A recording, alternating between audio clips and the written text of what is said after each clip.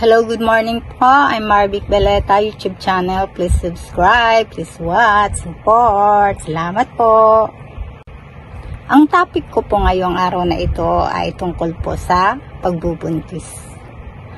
Alam nyo po na parang nakaka-amaze yung hulaan natin kung meron mang buntis dyan, kung anong magiging anak niya or what.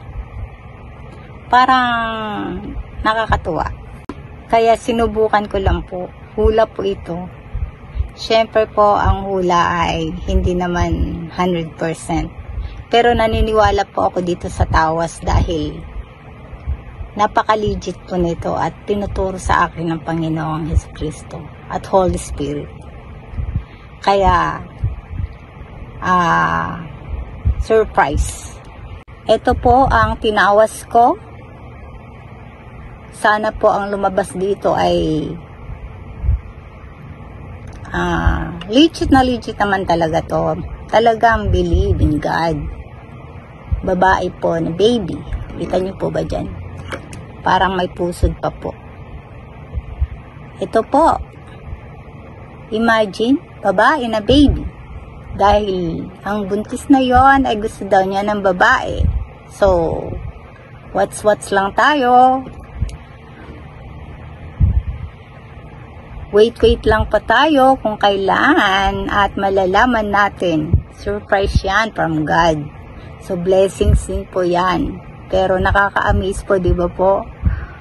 Biro mo, buntis ang hinalaan natin at lumabas ay kitang-kita mo naman dyan na babae ang magiging anak. At hindi po ako ang nagturo nito. Siyempre, ang nagturo sa akin nito ay ang Panginoong Yesus, Holy Spirit. At meron na rin pong nahulaan before na nagkatotoo po. So, maniwala lang po tayo, basta Diyos natin lahat na naniniwala po tayo sa Kanya. Dahil ang pagtatawas po ay hindi ko naman po ito alam. Natutunan ko na lang po ito. Nakakapagtaka po dahil bawat tanong po ayun po ang lumalabas na kasagutan. At nakaka-amaze po talaga. Bakit may drawing sa egg? Kung ano yung tinatanong mo, yun po ang lumalabas. Napaka-amazing po. Legit na legit po talaga. So, believe tayo at surprising. Wait na lang tayo. Yan.